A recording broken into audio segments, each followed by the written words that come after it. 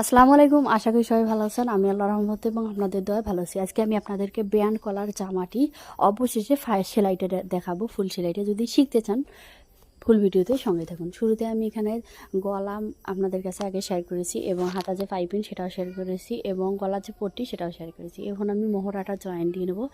এখানে কলারওয়ালা জামার ক্ষেত্রে অবশ্যই তালপাটটা কেটে নিতে হবে। আমি হাতারটা কেটে নিচ্ছি এবং গলাটা যেটা মোহরার যেটা আগে জামার ক্ষেত্রে জামারটা সেটা আমি আপনাদের কাছে আগে শেয়ার করেছি, ওটা শুরুতে কেটে নিয়েছি।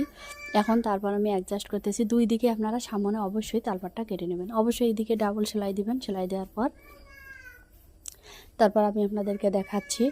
একটা আমি আপনাদের কাছে শেয়ার করতেছি আর একটা আমি অফ ক্যামেরায় করেছি, কারণ সেমভাবে সেলাই একটা দেখলে আপনারা আরেকটা অবশ্যই করতে পারবেন। এখন আমি চলে যাচ্ছি সাইড সেলাই। একটা সাইড আমি আপনাদের কাছে শেয়ার করব, আর একটা সাইড আমি শেয়ার করব না, কারণ সেমভাবে সেলাই অযথা আপনাদের সময় নষ্ট করবো না। এখানে আমি 5 ইঞ্চি মোহরি রেখে আমি সেলাই করে নিচ্ছি।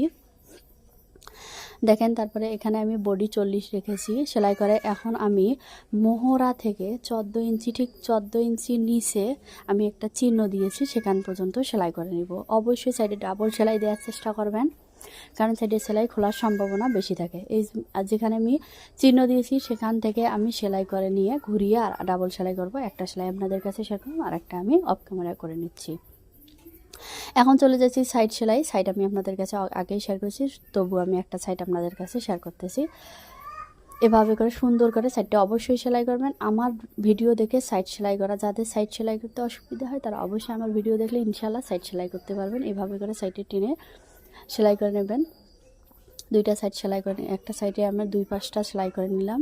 তারপর এই যে সাইডে একটা সেলাই দিতে হয়, দুইটা সাইড সেলাই দেওয়া হলো। তারপর আমি এখন চলে যাচ্ছি নিচের সেলাইয়ে। আপনারা মনোযোগ সহকারে দেখেন নিচের সেলাইটা আমি দিচ্ছি কিভাবে।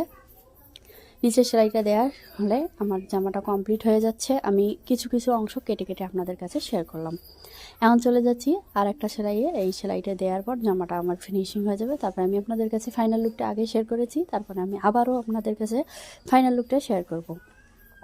যারা আমার পেজটাকে এখনও ফলো করেননি তারা অবশ্যই আমার পেজটাকে ফলো করবেন। আর যারা ইউটিউব থেকে দেখতেছেন তারা অবশ্যই আমার চ্যানেলটাকে পারলে সাবস্ক্রাইব করবেন। তারপর এভাবে করে আমি তৈরি করে নিলাম ব্যান্ড কলার জামা। কত সুন্দর আর কত সহজ। আজকের মতো ভালো থাকবেন, সুস্থ থাকবেন। আল্লাহ হাফেজ। আসসালামু আলাইকুম।